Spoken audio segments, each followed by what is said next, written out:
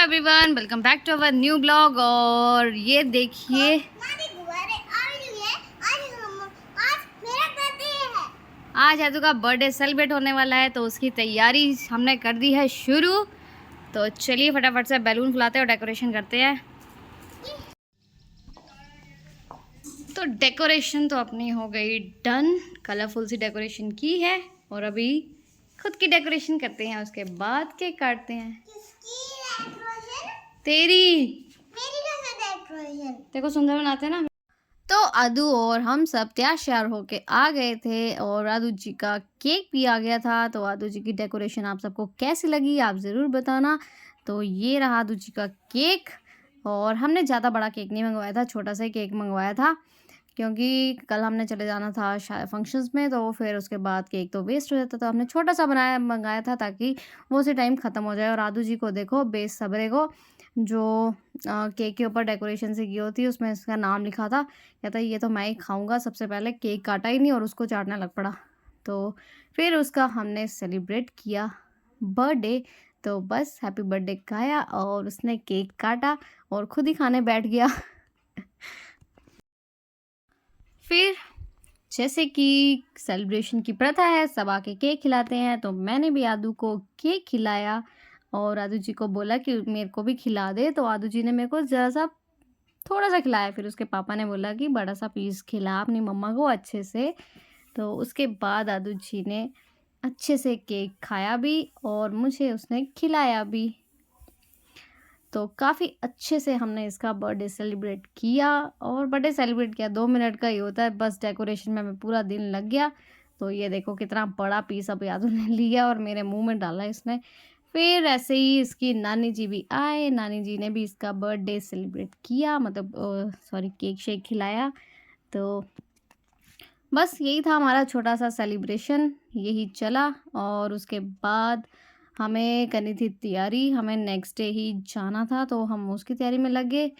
और नानी जी के बाद में टर्न आ गई पापा जी की। तो पापा जी ने भी यादू को केक खिलाया और उसका बर्थडे मनाया। तो चलिए पापा जी भी केक खिला रहे हैं और केक शेक खा के फ़ोटो खिंचवा के, तो बस अब नेक्स्ट टर्न आ गई मामू की। तो उसने भी केक खिलाया और बस साधु जी का बर्थडे हुआ फिनिश।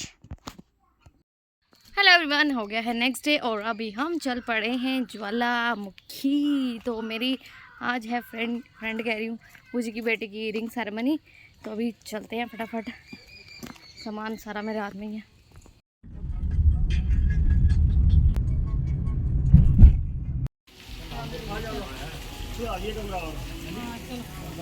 चलो आदू।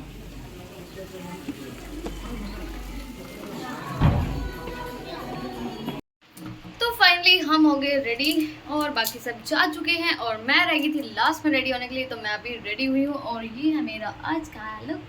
तो अभी हम चलते हैं। तो बाकी सब तो नीचे जा चुके हैं और मैं रह गई हूँ ऊपर। तो अभी चलते हैं, नीचे का माहौल देखते हैं।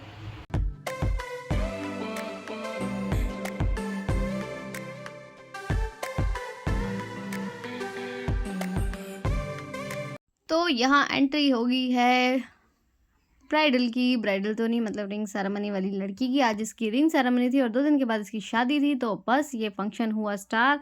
जो भी इसकी इन लॉज थे उन्होंने जो भी देना चाहिए था वो इसका सब कुछ हुआ और हमने भी इंजॉय किया। और आदू जी को देखिए, इसका तो अपनी ही मस्ती करनी थी, इसको कोई इंटरेस्ट नहीं था रिंग सेरेमनी में। ये अपने पापा को लेके कभी इधर नाच रहा था कभी उधर नाच रहा था, इसको तो बस अपना ही इंजॉयमेंट चाहिए था, बाकी नहीं। और ये बोर हो चुका था, मुझे कह रहा था यहाँ से चलो, मुझे नहीं इंजॉय करना, और ना ही इसने इंजॉय करने दिया अच्छे से। तो ये तो अपनी मस्ती मार रहा था। और बस फिर उसके बाद हम आ गए घर और अभी नेक्स्ट फंक्शन शुरू। तो यहाँ पे था शगुन, हम 2 दिन के बाद फिर से आ गए थे यहाँ पे। तो यहाँ पे शगुन चल रहा था।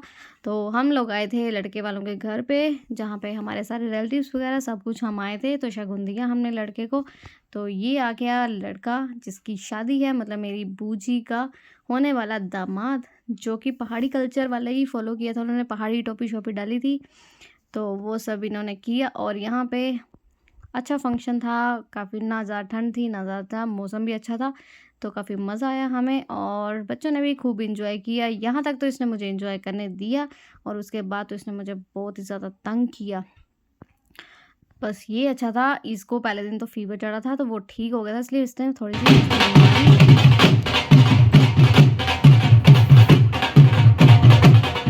शगुन के बाद फिर स्टार्ट हुआ मेहंदी का फंक्शन। तो मेहंदी का फंक्शन शाम को था, जिस दिन शगुन था उस दिन ही मेहंदी का फंक्शन था। तो यहाँ पे सब बच्चे मस्ती मार रहे थे, सब अपना-अपना फ़ोटोशूट करवा रहे थे और हम भी रेडी होके आ गए थे फंक्शन में। तो सबसे पहले तो इसके इन-लॉज़ ने आना था, तो हम उन्हीं का वेट कर रहे थे। तब तक हमने कहा हम अपना एंजॉय करते हैं, हम बाहर आ गए और बाहर का तो व्यू देखिए आप, इतना मस्त व्यू था। और ये देखिए यादव जी को तो पूल में जाना था, तो व्यू इतना अच्छा था कि हमें बाहर बैठने का इतना मज़ा आया। फंक्शन तो हमने बाद में एंजॉय किया, लेकिन अपना बैठ के हमने फुल एंजॉय किया। और बस फिर धीरे-धीरे होने लगी थी रात, तो रात होने को आ गई थी और हमने यहाँ पे खा पी के अपना फुल एंजॉय किया।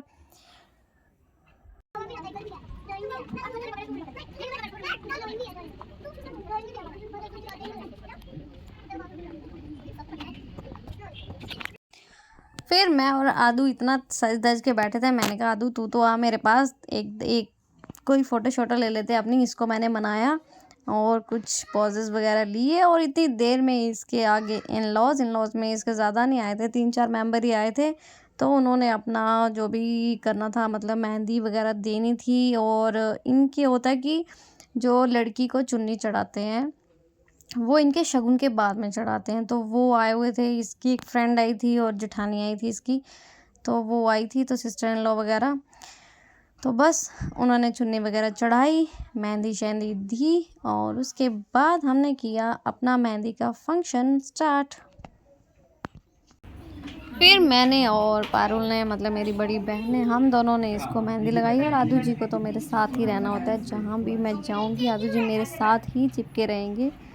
तो हमने उसको ऐसे ही शगुन की मेहंदी लगवाई, अपनी फ़ोटोशूट करवाया और बस फिर हमने खुद भी मेहंदी लगाई। फिर मेहंदी लगाने आई लड़की की मामी, यानी कि मेरी माताश्री। और सबसे बड़ी बात, मेरे पिताश्री भी आए मेहंदी लगाने, जो कि इतना शर्म करते हैं लड़की, मतलब हमें भी पापा आँख उठा के नहीं देखते, इतनी पापा को शर्म आती है। तो पापा को फ़ोर्स किया थोड़ा, तो पापा को भी यहाँ पे बुलाया और पापा से भी मेहंदी लगवाई। फिर हो गया नेक्स्ट डे और यहाँ पे चल रही थी रस्में सारी। पंडित जी कर रहे थे पूजा, जो कि थे शांत समूद, मतलब लड़की को जो बुट्टा लगाया जाता है, हल्दी लगाई जाती है, चूड़ा डलवाया जाता है और कलीरे वगैरह जो डलवाए जाते हैं, वो सब रस्में यहाँ पे हो चुकी थी शुरू। और मैं और आदू जी भी रेडी शेडी होके आ गए थे। मैं और आदू जी हम दोनों मैचिंग डाल रहे थे, हम ट्विनिंग कर रहे थे, तो काफ़ी अच्छा लग रहा था। एक तो सुबह-सुबह इतनी जल्दी, और इसको देखो, इसको तो वैसे नींद चढ़ी हुई है। तो सुबह-सुबह, मतलब एक तो पूरी रात बच्चों ने सोने नहीं दिया और ऊपर से इसका सुबह-सुबह ही सब फंक्शन था।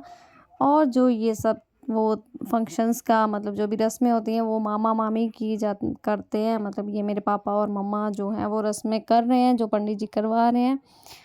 तो बस हमने भी रस्में-रुस्में देखी।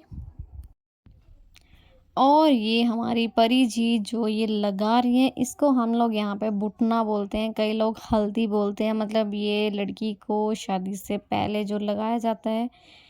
तो यहाँ पे ये प्रोग्राम हो गया था शुरू, तो ये हमने लगाया सबने।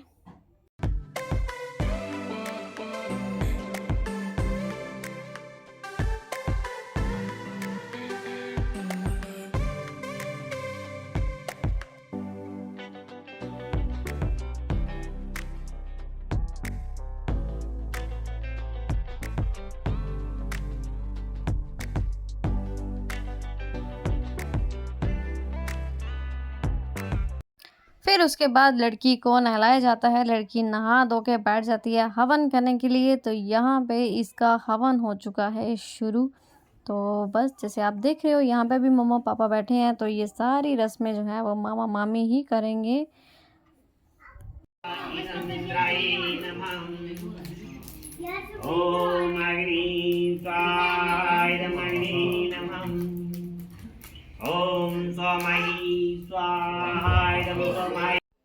तो तो हवन के बाद चूड़ा और इसको कलीरे शलीरे डलवाने के बाद हमारे यहाँ पे रस्म होती है जिसमें लड़की के सिर के ऊपर तेल डाला जाता है।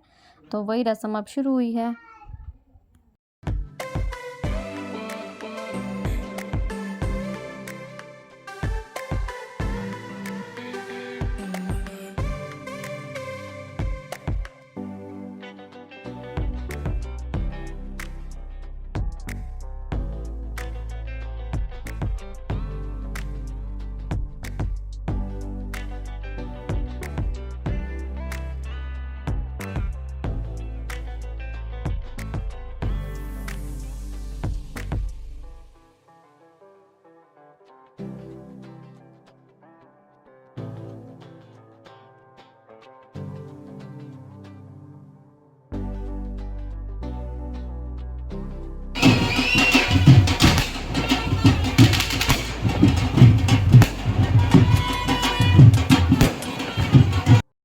तो देखा आपने, बारात आ चुकी थी और डांस शांस हो चुका था शुरू। वो सिर्फ हम लोग ही डांस कर रहे थे, मतलब ये तीनों ही डांस कर रहे थे, बाकी इन्होंने बाद में डांस किया।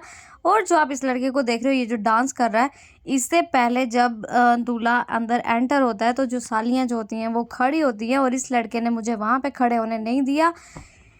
इतना इतना रोया, इतना रोया, इतना रोया कि क्या ही बताऊँ। इसको मैंने 1 घंटा लगा के चुप करवाया और फिर मैं इसको यहाँ पे लेके आई। तो बस ये मस्ती थोड़े टाइम के लिए ही थी।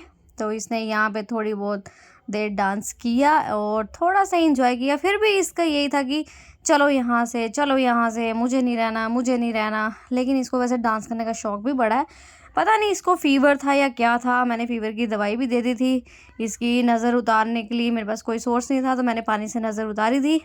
तो इसने थोड़ी देर तो मस्ती की यहाँ पे अच्छी खासी, और डांस भी इसने किया। इसका वैसे बड़ा दिल करता है डांस करने का, तो इसने थोड़ी देर ही डांस किया बस। और उसके बाद लड़की की एंट्री शेंट्री हुई, वो उसका वहाँ पे हमने थोड़ी देर ही फंक्शन देखा।